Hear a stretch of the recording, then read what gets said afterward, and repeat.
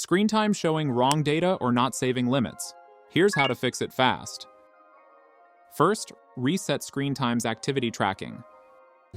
For this, go to Settings, scroll down a little, and tap on Screen Time.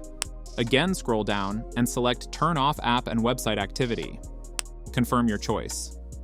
Now, select App and Web Activity and turn it on again.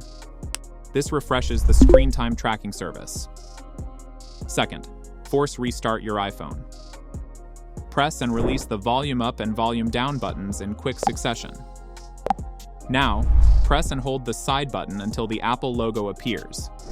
After restarting, check if screen time is now tracking correctly.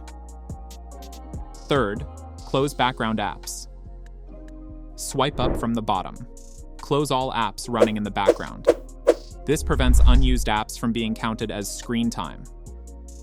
Fourth, check for iOS updates. Open Settings on your device.